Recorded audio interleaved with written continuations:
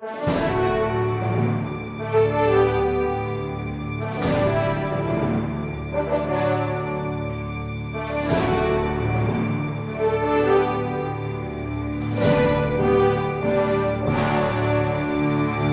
Resposta Católica de hoje, gostaríamos de responder à pergunta de um internauta que diz assim: Padre Paulo, como entender que a Igreja não erra? Bom, em primeiro lugar, no seu e-mail, meu caro, nós precisamos esclarecer o que é que você quer dizer por Igreja.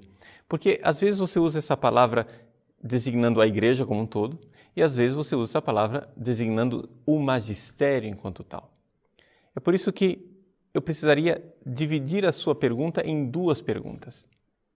Como entender que a Igreja não erra e como entender que o magistério não erra. Por isso eu irei gravar duas respostas católicas para você. A primeira, como entender que a Igreja como um todo não erra. Vejam, no nosso credo nós dizemos: creio na Igreja una, santa, católica, apostólica. A Igreja é santa. Você não vai encontrar, em 2000 anos de Igreja, você jamais encontrará um credo que diga: creio na Igreja santa e pecadora. Isso não existe. Nós cremos na Igreja santa. A Igreja é verdadeiramente santa e imaculada. Nós, membros da Igreja, é que somos pecadores. Mas como entender esta realidade? Como fugir desta mania, porque virou inclusive moda, essa ideia de que a Igreja é santa e pecadora? Bom, uma boa explicação para isso nós encontramos no Catecismo da Igreja Católica, no número 827. O Catecismo cita um parágrafo do Credo do Povo de Deus que o Papa Paulo VI publicou em 1968 por ocasião do Ano da Fé. Ele explica isso de forma magistral. Ele diz: a Igreja é santa, mesmo tendo pecadores em seu seio, pois não possui outra vida senão a da graça. Eis aí, não existem duas vidas. A Igreja não é um duelo de duas vidas esquizofrênicas. Não. A Igreja só tem uma vida, a vida da graça, a vida de Deus, a vida da santidade. Mas, então, o que dizer dos pecadores? Ele diz: é vivendo de sua vida que os seus membros se santificam, e subtraindo-se a ela que caem nos pecados e nas desordens que impedem a irradiação da santidade dela. Então, aqui é um problema meu. Nós poderíamos dizer que a Igreja, corpo de Cristo imaculado, é um núcleo do qual eu, membro, posso me aproximar ou me afastar. É como olhar para um organismo humano.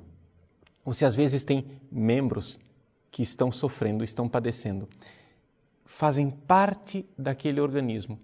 Às vezes aquele membro está tão doente que ele deve ser amputado para não prejudicar o resto do organismo. Vejam, na verdade, ele está sozinho enquanto membro perdendo a vitalidade. Eis aí nessa metáfora um pouco essa ideia. Eu, como membro da Igreja, se me deixo santificar pela graça da Igreja, então estou unido a ela, estou em comunhão, faço parte desta realidade de santificação. Mas se eu, por minha livre iniciativa e por minha responsabilidade pessoal, me afasto da vida da Igreja, então eu vou de alguma forma deteriorando nesta vida da graça, me afastando da vida da Igreja e, portanto, saindo da Igreja. Todo pecado, de alguma forma, é uma espécie de saída da Igreja. É como se eu estivesse dando passos para fora da comunhão com o corpo de Cristo.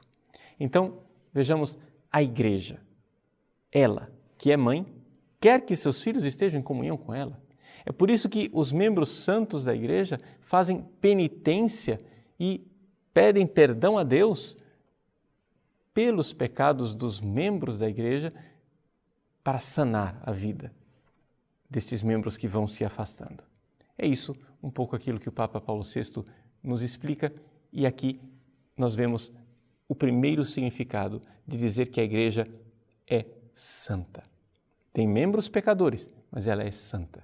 Não podemos dizer que a Igreja é santa e pecadora. Só podemos dizer que ela é santa.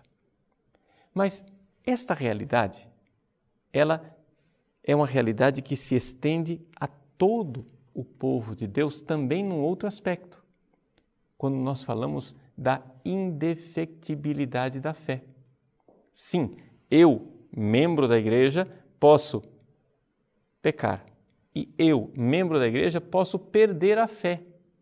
Mas a igreja não pode perder a fé. Por isso, quando nós falamos de infalibilidade, nós estamos falando de uma característica que pertence à igreja. A igreja é infalível em matéria de fé. Você diz, mas padre, não é o Papa que é infalível? Não são os concílios ecumênicos que são infalíveis?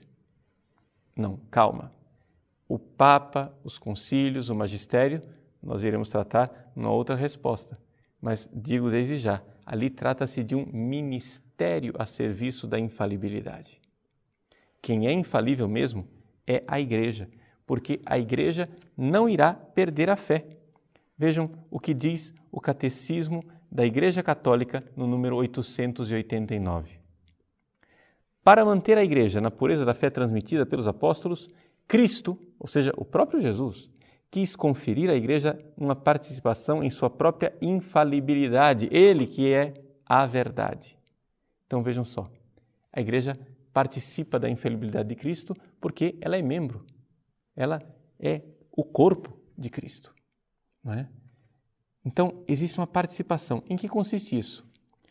Pelo sentido sobrenatural da fé, o povo de Deus se atém indefectivelmente à fé sob a guia do magistério vivo da igreja.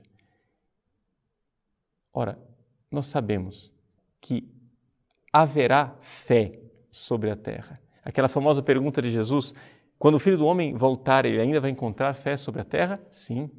Mesmo que encontre fé sobre a terra somente naquele pusilus grex, naquele pequeno rebanho daqueles que ficaram fiéis. Mas haverá sempre uma igreja fiel, com fé indefectível. Onde reconhecer essa igreja? Onde ver que ela está? Bom, iremos reconhecer essa igreja na igreja que continua a fé dos apóstolos ao longo dos séculos. Nós não podemos aqui nos equivocar. Não se trata de uma questão de quantidade de pessoas. Não se trata de maioria. A fé da igreja é composta da maioria dos católicos que se dizem católicos. Não. Muitas vezes a fé da igreja está num pequeno rebanho. Enquanto a oficialidade da igreja aparece inchada e cheia de membros que com seus pecados e com a sua apostasia vão deixando a vida da graça, existe aquele núcleo da igreja que permanece unido à vida da graça, àquela santidade e àquela santificação promovida pelo corpo de Cristo e que, portanto, são estes os indefectíveis na fé.